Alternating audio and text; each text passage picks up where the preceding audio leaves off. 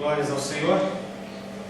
Cumprimentar os irmãos e as irmãs com a paz do nosso Senhor Jesus Cristo. Amém?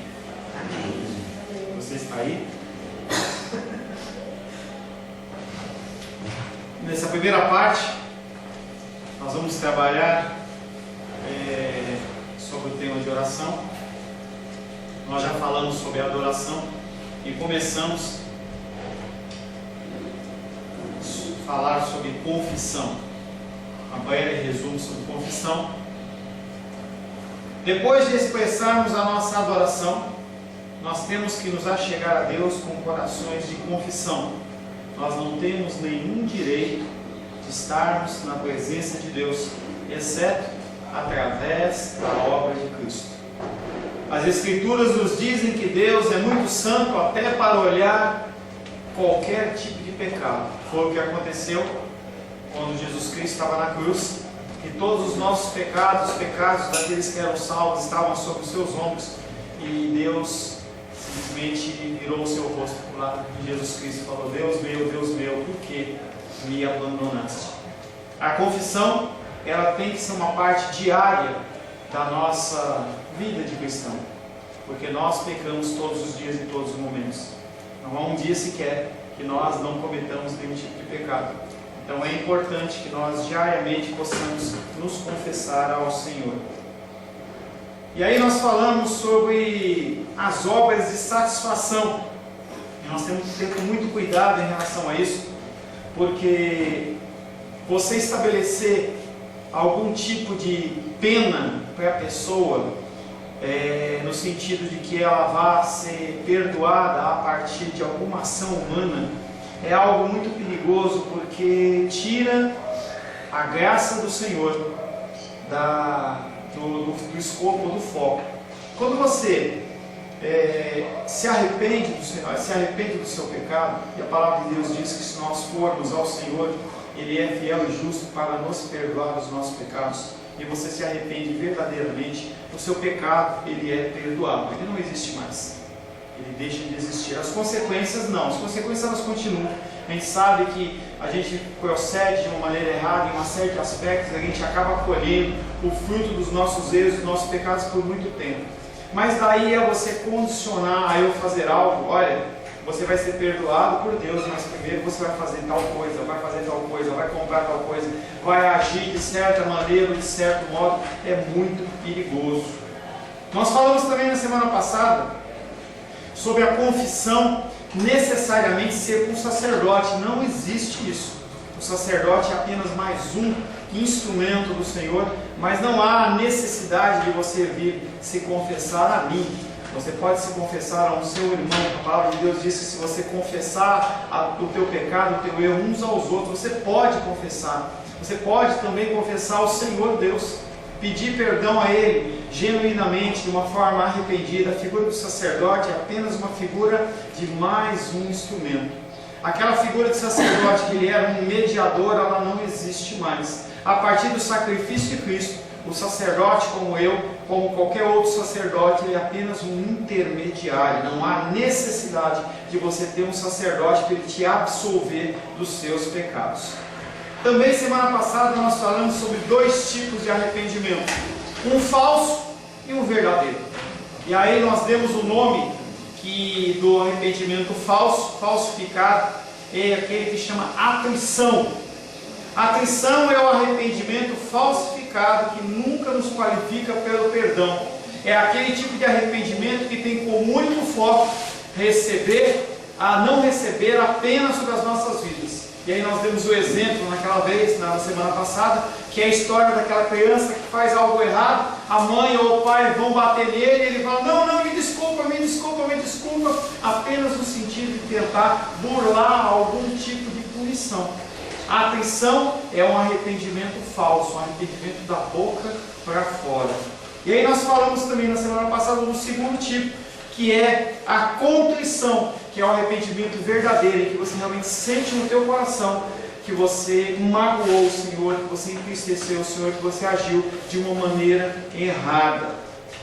A Igreja Católica Romana, ela usa uma oração perfeita no sentido do ato de contrição. E a oração, nós lemos na semana passada, eu repito hoje, é a seguinte: ó meu Deus, estou triste de coração por ter ofendido a Ti.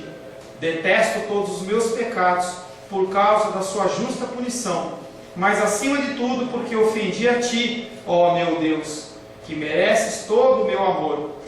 Declaro firmemente, com a ajuda da Tua graça, não pecar mais e evitar a ocasião, a oportunidade do pecado. Oração perfeita, completa, entendeu? Em que você fala dos elementos em que você tem que se arrepender, que você depende da graça de Deus, mas entenda que essa oração, como qualquer outra oração, ela também pode ser feita de uma maneira religiosa, de uma maneira falsa. Aleluia. Quando a gente vê a João Batista batizando lá no Rio Jordão, e os fariseus eles vêm a ele para ser batizados, ele olha para aqueles homens e fala: raça de víboras, quem vos ensinou a fugir da ira vindoura? Aqueles homens eles não estavam querendo se arrepender através de um elemento de batismo, e sim, eles queriam colocar naquela lista deles de santidade mais um item. Então eles entendiam que se eles apenas participassem do batismo, eles já tinham cumprido a função do batismo, e não é assim. João Batista ele identifica isso naqueles homens, e também vale para mim e vale para você. As palavras desta oração expressam os elementos da verdadeira confissão. Todos os elementos estão numa oração como essa. E aí, retomando, nós vamos começar a aula de hoje continuando falando dessa contrição. A contrição, ela perdeu muito do seu significado em nossa cultura. Não é difícil convencer as pessoas de que elas erram, de que elas são pecadoras, pois ninguém dirá que é perfeito. Alguns dizem, mas a grande maioria não atesta: eu sou perfeito. Todos sabem que cometem erros e cometem pecados.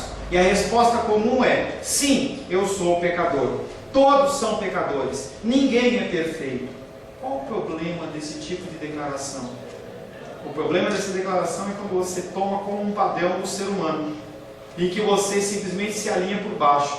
Eu olho para fulano, beltrano e ciclano e falo assim: todos pecam, então eu também vou pecar. Ou eu também vou errar. Se as pessoas elas estão roubando na política, que mal faz eu roubar? Que mal faz eu fazer isso ou fazer aquilo? O problema é você querer se alinhar e se padronizar com o homem, sendo que nós como cristãos temos como padrão Jesus Cristo. O problema está no reconhecimento da intensidade do nosso pecado, a extrema falta de bondade das nossas ações. Você sabe que você é pecador, você sabe que você é falho, mas você tem que começar a reconhecer as consequências disso, não só no âmbito seu, mas também no sentido espiritual, o que você tem feito em relação a Deus quando você comete esses tipos de pecados. Porque somos pecadores todos e sabemos que compartilhamos da mesma culpa, nossa confissão tende a ser superficial. A Bené erra, a Glenda peca, então Deus, me desculpa, eu sou mais um dos pecadores. Isso é um perigo muito grande, você normatizar o pecado como comum, normal, e o seu coração ele ficar endurecido.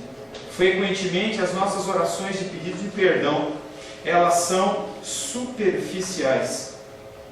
São superficiais e não são caracterizadas por sinceridade nenhuma.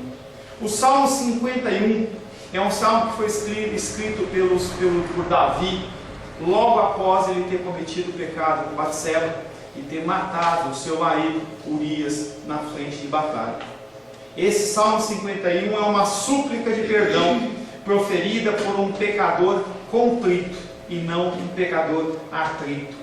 Foi escrito pelo rei Davi depois de haver cometido esses pecados. Davi não se aproximou de Deus com desculpas. Naquele momento, quando Natan ele vai até Davi e conta toda aquela historinha das ovelhas, que ele cai em si do pecado que ele tinha cometido, ele olha para Natan, olha para Deus e fala: Deus, pequei, e contra ti pequei somente. Ele não procurou desculpas. Ele não pediu a Deus que considerasse as circunstâncias que produziram o pecado. Olha, Deus, a situação é essa é aquela outra. Eu cometi esse pecado alicerçado por causa disso. A culpa não é toda minha. Ele não falou isso. Ele não pediu, ele não considerou o isolamento da sua posição como governante de Deus. Eu sou governante, ninguém anda comigo, eu sou uma pessoa que sou muito sozinho, eu tenho que tomar minhas decisões, e eu caí por causa disso. Não, ele não faz isso. Davi não procurou minimizar a gravidade do seu pecado na presença de Deus, e a gente tem essa mania de minimizar o pecado. Então, se eu mentir e o outro lá assassinou alguém fisicamente, bom, Deus ele vai se preocupar com aquele, ele não vai se preocupar comigo.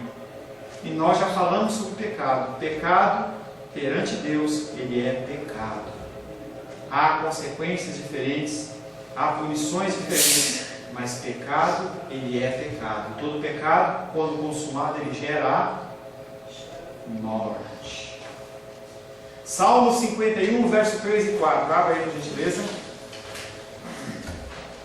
Não houve racionalizações e nenhuma tentativa de autojustificação que caracterizam tanto as pessoas como se declaram culpadas. Quando você vê num tribunal alguém ser questionado, por que você está aqui? Não, eu estou sendo condenado injustamente. Eu estou aqui na prisão, eu não sou culpado. Ninguém fala que é culpado. Salmo 51, versos 3 e 4. Pode ler, Brenda, por gentileza? 51, 3 e 4. Pois eu conheço as minhas transgressões e o meu pecado está sempre diante de mim.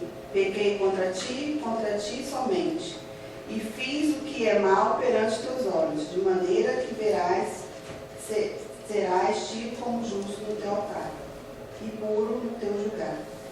Então, ele coloca-se na presença de Deus e falou: Deus, eu adulterei mesmo. Eu matei o marido dessa mulher. Eu conheço as minhas transgressões, eu sei o que eu fiz. O meu pecado está na minha cara, não está escondido. Eu não estou com nenhum tipo de dúvida. Esse pecado para mim é claro. E eu pequei. Eu pequei, sei que eu errei contra Batseba, eu sei que eu matei Urias, mas o meu pecado, na verdade, é contra o Senhor. Eu pequei contra o Senhor e contra o Senhor somente. Deus, o que eu fiz mal, e eu fiz perante os teus olhos. E aí ele fala: de maneira que serás tido por justo no teu falar e puro no teu julgar. A sentença que o Senhor der para mim é justa. Eu mereço. Eu me coloco na tua dispensação, eu me coloco nas tuas mãos, porque o que o Senhor falar, eu não posso falar nada. O julgamento que o Senhor tecer contra mim, eu não posso falar nada. E a pena que o Senhor impuser, eu também tenho que receber de boquinha fechada. É o que o Salmo 51, verso 3 e 4 está dizendo. Em outras palavras, Davi acreditava que Deus seria totalmente justificado se não lhe desse nada, exceto uma punição completa. Davi olha e fala assim: se Deus ele me der a pior das punições, ainda é pouco, porque eu pequei contra ele. Davi exibiu aquilo que Deus disse que não desprezará. Pastor, como é que Davi, sendo adúltero, sendo um assassino, Deus ainda fala que ele é a menina dos teus olhos? Deus ele observa o coração de Davi e ele fala que um coração contrito, um coração que realmente se quebrantou, um coração que é pecador, que erra, mas que reconhece e se arrepende, Deus não despreza. Em seguida, Davi suplicou restauração ao favor de Deus. Ele reconheceu que ele merecia o pior, a punição, a morte. Mas aí ele entra na presença de Deus e ele vai pedir para que Deus possa estar mudando a sorte dele. Salmo 51, versos 10, 11 e 12.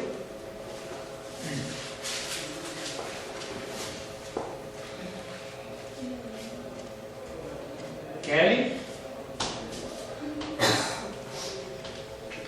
Cria em mim, ó Deus, um coração puro e renova dentro de mim um espírito inabalável. Não me repulses da tua presença, nem me tires do teu Santo Espírito. Pede-me a alegria da tua salvação e sustenta-me com o espírito voluntário. Ele reconheceu ao seu estado pecaminoso, e aí ele entra em Deus e fala, cria em mim. Ele sabe que ele mesmo, por si só, ele não consegue. Cria em mim, ó Deus, um coração puro e renova dentro de mim o espírito inabalável. Me muda, me transforma. Tira isso de mim e coloca algo bom. Tira esse coração de pedra, coloca um coração de carne. E aí a oração que o irmão Cláudio gosta de fazer: não me lances fora da tua presença, nem me retires o teu Santo Espírito. Ele sabia o que acontecia quando o Espírito Santo se afastava da pessoa. Ele acompanhou Saul, e ele viu Saul naquela majestade, naquela glória, mas depois que o Espírito Santo se afastou dele, ele simplesmente se perdeu total e completamente. Não me lances fora da tua presença e não me retires o teu Santo Espírito. Restitui-me a alegria. Ele estava triste.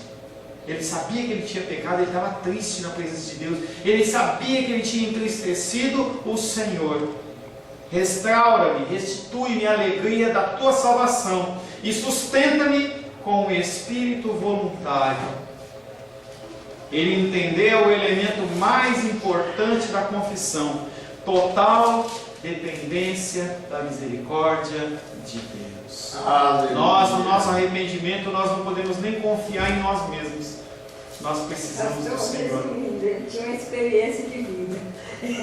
Hã?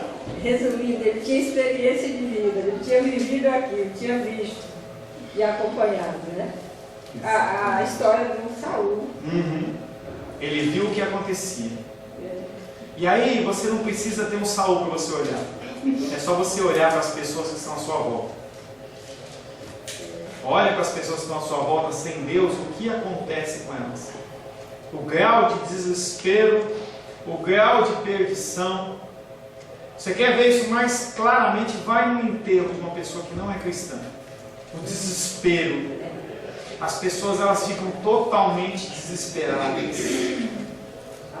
Semana passada nós oramos pelo um amigo do Paulo, congrega conosco, vem à noite, em que ele é policial militar e estava havendo uma diligência e haviam 3 policiais na viatura.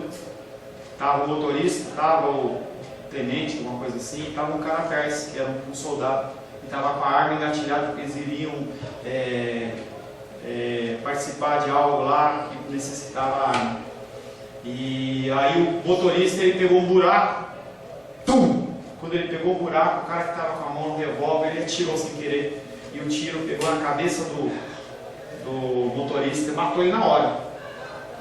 Quando aquele homem que estava lá atrás, ele viu que ele tinha matado o seu amigo, ele pegou a arma para se matar. Desespero. A pessoa sem Cristo, ela fica desesperada. Nós sentimos as nossas aflições perante as nossas lutas e dificuldades. Eu sinto, você sente.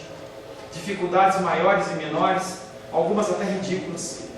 Mas quando a gente senta e começa a lembrar do nosso Deus, o nosso coração, ele vai se acalmando, e volta à estabilidade. Quem faz isso é Deus. Não é nós com o nosso conhecimento, não é nós com o nosso tempo de igreja, mas é segundo a graça e misericórdia de Deus. Semana passada o Paulo ainda falou comigo assim: Paulo, pastor, eu achava que a gente não tinha nem que orar mais por misericórdia, porque a misericórdia ela é sobre as nossas vidas, é algo que é real, todo dia, toda hora, todo momento. Se não fosse a misericórdia do Senhor sobre as nossas vidas, a gente seria totalmente consumido. Davi entendeu a total dependência da misericórdia de Deus. Davi não podia expiar os seus próprios pecados. Ele não podia ir lá e matar um bichinho. Ele não podia ir lá para a presença de Deus e falar: me desculpa aí, pronto. Não, ele não tinha condição. O coração dele é ruim. Não havia nada que ele pudesse fazer e nada que pudesse dizer para desfazer o que ele tinha feito. A pessoa estava morta e havia uma criança fruto daquele adultério. Ele não tinha o que fazer. Não havia meios de ele compensar o seu erro. Como é que ele poderia fazer algo em relação a Urias que ele matou? Já tinha matado. Davi entendeu o que Jesus deixa claro mais tarde: nós somos devedores incapazes de pagar as nossas dívidas. as nossas dívidas espirituais, as nossas dívidas de pecado, elas são impagáveis. Quanto que você pode pagar para alguém que você magoou através de palavras? Quanto vale a pessoa que você magoa, você entristece, que você pode dar dinheiro para ela? As pessoas, elas tentam compensar dessa maneira. O sistema judiciário tenta compensar dessa maneira. A pessoa, ela passou por um erro médico, aconteceu alguma coisa, e aí você processa alguém, se você tiver muita sorte, alguém vem e te compensa.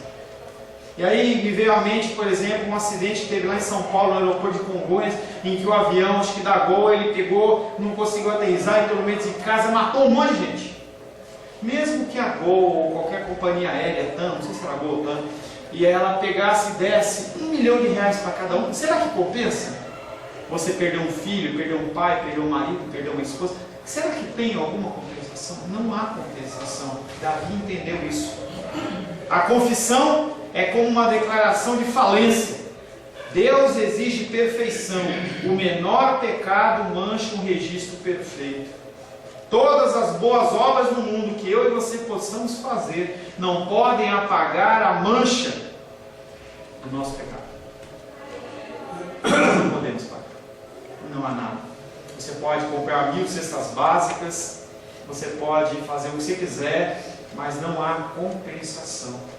A gente vive num sistema político em que há sim um sistema judiciário que nos julga e nos pune, mas em relação às vítimas, qual a compensação que um homem pode ter ficando numa prisão 15 anos para uma mulher que ele violentou? Que compensação? Não há compensação. Nossa única esperança é ter esse pecado perdoado e coberto por meio da expiação daquele que é totalmente perfeito, Jesus Cristo.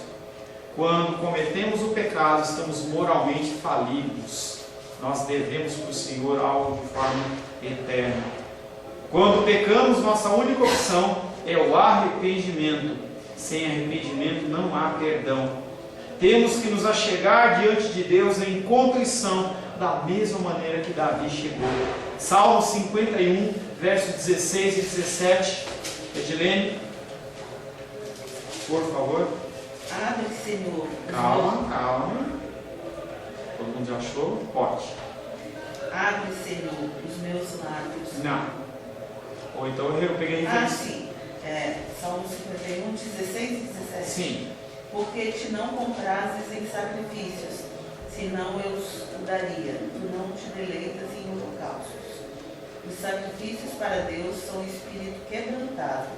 A um coração quebrantado e contrito não desprezarás, ó Deus. E aí ele olha dentro da oração dele dos Salmos e ele fala assim: Deus, se o Senhor tivesse prazer em sacrifício, em eu matar um boi, em eu matar a ovelha, ou eu fizesse isso, eu vinha fazer para o Senhor.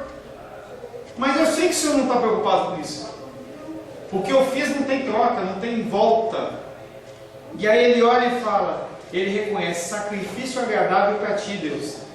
É um coração, é um espírito quebrantado, é um coração compungido e contrito. Esses o Senhor não despreza. Quando o Senhor olha no meu coração, no seu coração, um verdadeiro arrependimento, esse ele aceita. Como é que se mede isso? Só Deus. Não tem como eu medir, não tem como você medir. Você chega, se arrepende, mas será que você se arrependeu mesmo? Eu não sei. Será que eu me arrependi por ter magoado você? Não, só Deus sabe. Porque Ele é aquele que sonda o meu coração e aquele que sonda o seu coração. Aqui os pensamentos profundos de Davi revelam o seu entendimento do que muitas pessoas do Antigo Testamento não entenderam. A oferta de sacrifícios no templo não obtinha mérito para o pecador. As pessoas achavam que por fazer um sacrifício no templo, elas recebiam um bônus, recebiam um mérito. E havia algo que os judeus não entendiam também em relação ao sacrifício, que eles achavam que você podia fazer o sacrifício, mas sem arrependimento nenhum. Então havia caso, por exemplo, de que o homem ia lá para o sacerdote e falava assim: sacerdote, me conta uma coisa. Que um amigo meu ele cometeu um adultério, ele está querendo se arrepender. O que ele tem que fazer? Você traz aqui uma ovelhinha, você traz aqui um boizinho, e aí nós vamos sacrificar o bichinho, vamos fazer uma oração e ele recebe a absolvição dos seus pecados. O problema era que o homem que estava com o problema não era o amigo dele, mas era ele mesmo. E ele não tinha nem cometido a falta. Ele ia lá, comprava seu ovelhinho, seu boizinho, colocava lá no seu curral. E aí a esposa olhava e falava para ele assim: ô fulano, por que você comprou esse bicho aí? Não, esse bicho não é meu não, é de um amigo meu, eu vou levar ele de volta. Pulava a cerca, cometia o adultério, e aí ele ia com o bichinho lá, porque ele já sabia a pena daquilo. Deus não liga para isso e a pessoa continua com o seu pecado. Os sacrifícios apontavam para alguém, para além deles mesmos. O sacrifício ele apontava para o sacrifício perfeito de Jesus, a expiação perfeita oferecida pelo Cordeiro, sem mancha e sem mácula. O sangue de touros e de bodes não remove o pecado. O sangue de Jesus remove. Para nos aproveitarmos da expiação de Cristo e obtermos dessa cobertura, precisamos nos achegar a Deus com quebrantamento e contrição. Os verdadeiros sacrifícios para Deus são o coração quebrantado e o espírito contrito. Você vir à casa de Deus não te exime de pecados. Você ter carteirinha de igreja não te exime de pecados. Você participar de todos os cultos não te exime de pecados.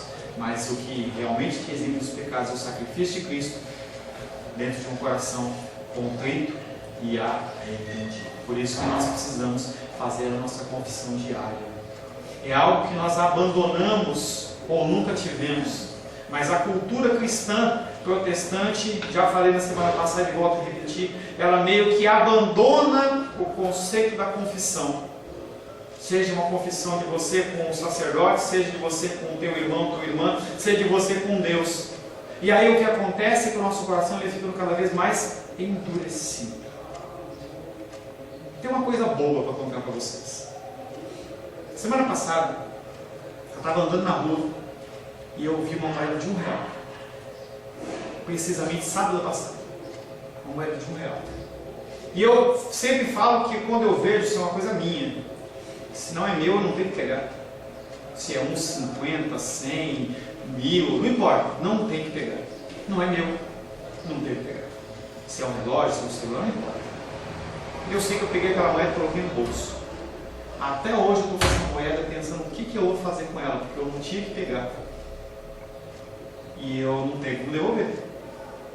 E eu estou pensando para o Senhor: pô pastor, mas R$1? Mas não é R$1, é a atitude. E isso tem me incomodado. E se você começa com coisas pequenas como essa, você começa a passar por cima, não é nada. Eu lembro de uma história de um amigo do conhecido, que ele disse que ele estava numa viagem missionária junto com um pastor, com um intercessor, eles passaram na frente de uma colheita de algodão. Eu pessoalmente nunca passei numa colheita de algodão, mas parece que é bem bonito, aqueles tufinhos, né, de algodão. E ele disse que ele pararam para olhar, ele foi lá e catou uns 2, 3 para levar para casa de lembrança para os filhos. E aí, passado alguns quilômetros, começou a se incomodar, Deus falou com ele: você sabe o que você fez lá atrás? E ele achou estranho aquilo. O que eu fiz? E ele, na intimidade com Deus dentro do carro: você roubou. E aí ele entendeu que realmente ele tinha subtraído uma coisinha de algodão, que deveria para o produtor custar 1 centavo, 10 centavos, sei lá. Mas ele falou assim: como é que você está querendo fazer obras de pregação, de intercessão, se você dentro do teu coração você tem esse sentimento de que isso não é nada? E ele ficou extremamente constrangido, como Davi foi se arrepender. Gente, quando a gente começa a passar por cima de coisas pequenas da nossa vida, o nosso coração começa a endurecer. Você acha que essas pessoas que cometem esses grandes roubos, esses assassinatos, que a gente olha e fala: como é que a pessoa chegou a fazer isso? Será que ele começou disso? Ou ele começou de pequenos delitos, de coisas pequenas, em que ele foi falando: é normal. As pessoas elas vivem em uma favela, em um contexto, por exemplo, uma favela do Rio de Janeiro, em que as pessoas elas acham como normal a pessoa ser iniciada dentro do tráfico, e ela vai começando a achar normal, daqui a pouco ela é um chefe de boca de fumo, alguma coisa, porque ela de pequenininha ela achou que a coisa era normal. É algo que nós temos que olhar para os nossos filhos. é algo que nós temos que olhar pelas nossas vidas. E essa confissão diária, você começa a confrontar pequenas coisas da sua vida com a palavra, e você começa a se arrepender e ser convencido que você está errado. Nós temos que nos convencer que nós estamos errados. Mas pastor, por causa da moeda do real? Não, pela atitude. Fala. Assim, essa moeda de R$1, o senhor não roubou, o senhor encontrou. O senhor não poderia então oferecer para a igreja? Não sei, eu não sei. É isso que eu estou buscando de É Deus. isso que eu acho. Eu estou buscando de O senhor Deus. não sabe de quem era, nem tem como saber. Mas eu sabia que não era minha. Sim, mas uma outra pessoa poderia pegar e... Outra pessoa, não eu. Sim, mas aí o senhor pegou. Então o senhor não pode oferecer para ele. Não sei, é isso que eu estou orando. É isso que eu estou buscando de Deus. Eu, Pode ser uma bobeira, para você pode ser uma bobeira, para mim não é, me incomodou olha o que eu aí, fiz. você vê, eu não acho que isso seja uma coisa. Porque eu peguei no subtrair, está ali. Se eu não pegar, eu não pego. Então, eu não acho que isso O aí. convencimento do pecado, entenda que o convencimento do pecado não é do homem, é de Deus. E aí, para você pode não ser nada, mas Deus me constrangeu em relação a isso. E pode ter coisas que Deus ele te constrange, que eu falo, poxa, não se preocupa com isso. Mas você se sente constrangido. E eu não acho ruim isso, porque eu entendo que o meu coração ele não é todo de pedra ainda. Ele ainda é de carne. E por ser uma coisa mínima, por isso que eu falei para vocês, vou contar uma coisa boa para vocês. É uma coisa boa. A mulher me deu um troco lá, eu comprei a coisa com dinheiro, a mulher me deu um troco, devolveu meu dinheiro e ainda trouxe para ficar comigo aqui. Poxa, eu tinha tanto e eu estou agora com mais tanto, o que é isso? Eu falei, moça, eu acho que você... Aí, meu Deus, era só empregada, já pensou ela? Mas qual a diferença de você pegar uma coisa ou pegar outra? Né? Não, mas ali eu estava vendo Não, sim, que eu sim. estava errada, se eu levasse o dinheiro, eu estava errada. Aí eu devolvi, chega a abrir, meu Deus, e agora? Eu digo, não, agora está aqui teu dinheiro, eu só quero tudo. O importante dessa historinha é que você pense na sua vida, nas coisas que você tem feito, se elas são conforme ao Senhor. Gostei do efeito que eu dei no teu coração em relação à minha moedinha de R$1. Tá ótimo. Tá ótimo. A expiação perfeita foi oferecida pelo Cordeiro perfeito e sem mancha. O sangue de touros e de bodes não remove o pecado. O sangue de Jesus o remove. Para nos aproveitarmos da expiação de Cristo e obtermos a sua cobertura, precisamos nos achegar a Deus com quebrantamento e contrição. Os verdadeiros sacrifícios para Deus são o coração quebrantado e o espírito contrito. Havia um importante elemento de surpresa na experiência de perdão de Davi. Ele havia rogado a Deus que purificasse o seu pecado e o tornasse limpo. Ele olha para Deus e fala, Deus, me limpa. Eu não tenho como me limpar. Em certo sentido, o perdão nunca deve ser uma surpresa. Nunca devemos ficar surpresos quando Deus cumpre a sua palavra de perdoar aqueles que confessam os seus pecados. Deus cumpre as suas promessas, o homem não. É tão interessante esse fato que eu estou falando, porque nós estamos acompanhando, eu e Rosângela, um caso de um pastor que pecou, e ele se arrependeu, e se arrependeu com as pessoas devidas, mas as pessoas da comunidade dele querem sangue. As pessoas elas ficam surpresas de que a pessoa ela possa ter se arrependido e querem estabelecer penas. Mas o perdão de Deus é algo tão lindo e maravilhoso que ele nos alcança. Independente de você ter 1000 anos de pena ou não, o perdão de Deus ele te alcança. E as pessoas elas olham com um olhar no sentido de que não, essa pessoa ela tem que passar por uma punição. Se a pessoa não ficar ajoelhada lá 1 ano, se a pessoa não ficar encarcerada, não, aquela pessoa se arrependeu. E é algo que o nosso coração também se endurece em relação à vida das outras pessoas. Porque às vezes a pessoa ela comete um pecado contra mim e contra você, e ela realmente se arrependeu. E você fica com aquela retenção. E aí o que era um peso sobre aquela vida, ela passa a ser um peso para a sua vida. Deus, Ele nos perdoa dos nossos pecados. Quando nós verdadeiramente nos arrependemos, o perdão ele é manifesto na minha vida e na sua vida. Isso é realidade. Nós, dentro do conceito ocidental em especial, nós não conseguimos imaginar você receber algo sem dar nada em troca. Mas a graça é isso. Quer dizer que eu fui lá, matei, violentei, estuprei, roubei, fiz o que for, mas se eu me arrepender, perante Deus, acabou. Há consequências. Sim, há consequências. Uma pessoa que dentro do nosso sistema judiciário matou outra, assaltou, roubou, ela não simplesmente fala me desculpe, acabou e não tem punição. A regra da nossa sociedade é, mas perante Deus, acabou, está limpo, está limpo. E aí a gente tem que começar a lidar com uma coisa que é saber receber o perdão de Deus. Muitas pessoas não conseguem. Elas acham que não, só o perdão de Deus não é suficiente. O que eu fiz foi muito ruim. E aí, o que Deus perdoou, a pessoa continua imputando sobre ela um peso de pecado. Ela acha que ela é mais justa que Deus. Chama justiça própria. A pessoa ela acha que ela mesma ela tem que ser mais justa. Santa Ceia do Senhor é um exemplo. A palavra de Deus ela não proíbe ninguém de tomar Santa Ceia. Ninguém. Se entrar um cara aqui, macumbeiro, vestido, trajado nos seus apetrechos, e na hora de servir a Santa Ceia, ninguém pode privá-lo, porque a oração é: cada um julgue-se a si mesmo, se arrependa, e então tome da Santa Ceia. Eu não posso proibir a irmã Lourdes de tomar Santa Ceia porque ela está em disciplina, isso não é bíblico. O arrependimento é o arrependimento entre você e o Senhor. E se você tomar aquele pão, comer aquele pão, tomar aquele suco de uva, sem arrependimento, porque não tem como medir o seu coração, juízo e condenação sobre a sua vida. Como é que eu vou julgar a minha tia quando ela vai tomar a Santa Ceia? Não, ó, eu acho que hoje ela está com pecado. Pecado 30%, 30% já não pode tomar mais. Eu não posso.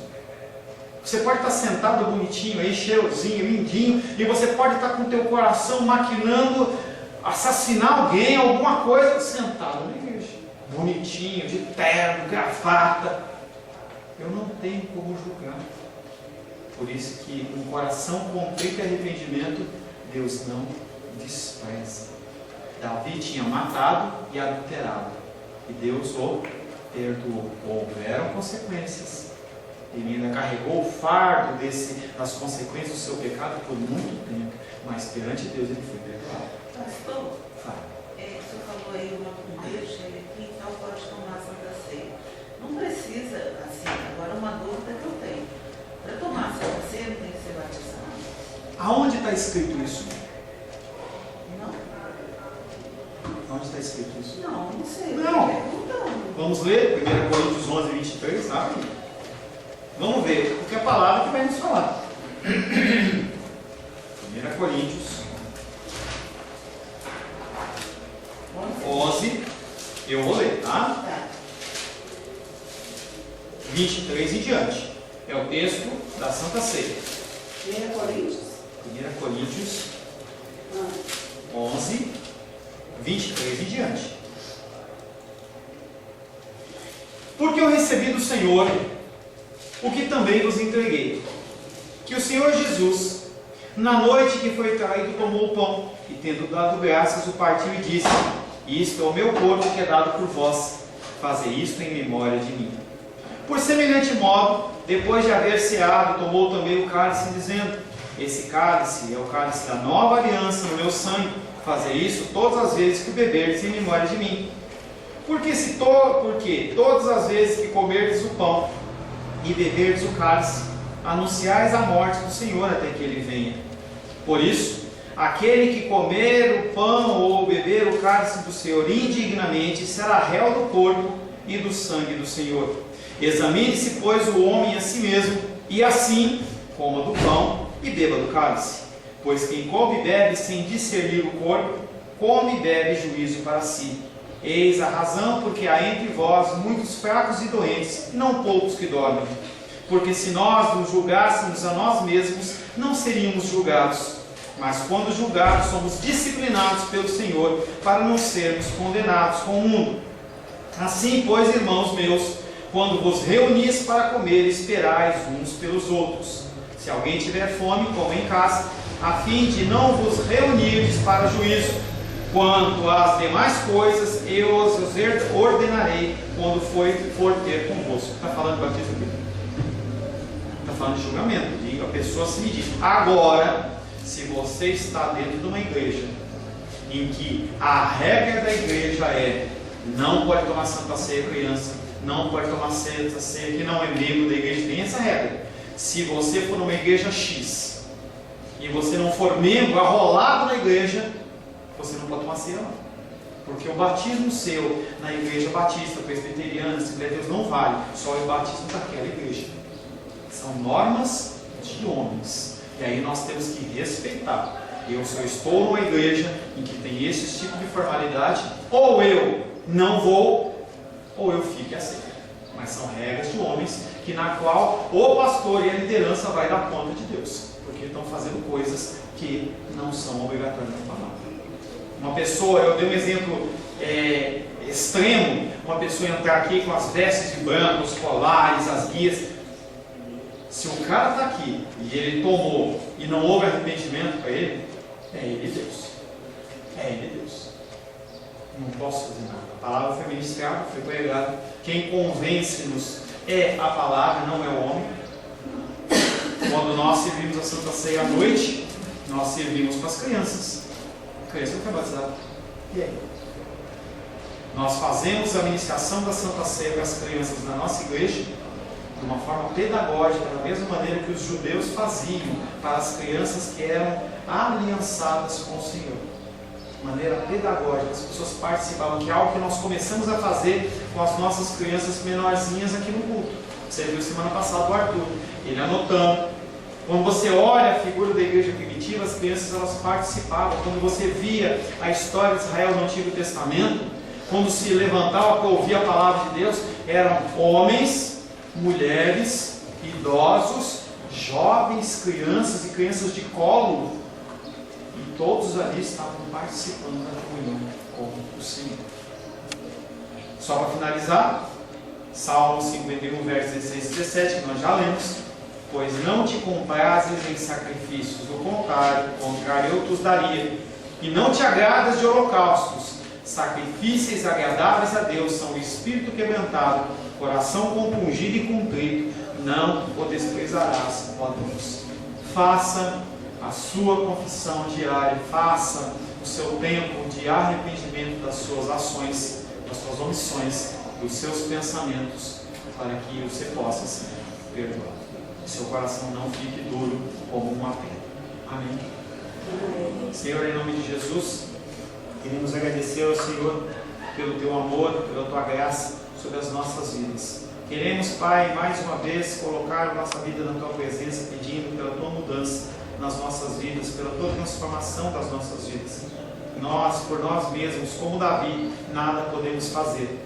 Nos dá, Pai querido, um coração arrependido, um coração contrito, um coração quebrantado, para que nós possamos viver as nossas vidas segundo o teu querer e segundo a tua vontade, e não segundo os padrões deste mundo. Em nome de Jesus. Amém. A paz seja convosco. Meu nome é Paulo César. Eu sou pastor da Igreja Cristã Semente de Vida, aqui em Brasília, Distrito Federal. Me alegro que a palavra tenha te alcançado. A palavra faz isso. Ela alcança as pessoas aonde quer que elas estejam. E você foi agraciado com esta palavra. Não que eu tenha nada especial a te dizer. A palavra ela é suficiente e ela usa quem ela quer. E eu me alegro por ter sido um canal para poder te abençoar. Mas eu quero te dizer que não basta você ser um ouvinte. Não basta ser uma pessoa que se alegra quando você ouve a palavra de Deus. A vida ela é feita de decisões. Se você está ouvindo essa palavra hoje, eu creio que o Espírito Santo tem um propósito especial com você.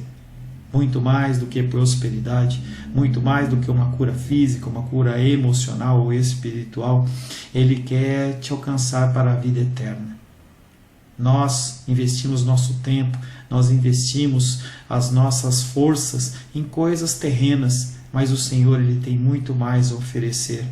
Ele tem sim para você a cura, Ele tem sim para você a prosperidade, mas Ele tem muito mais que isso.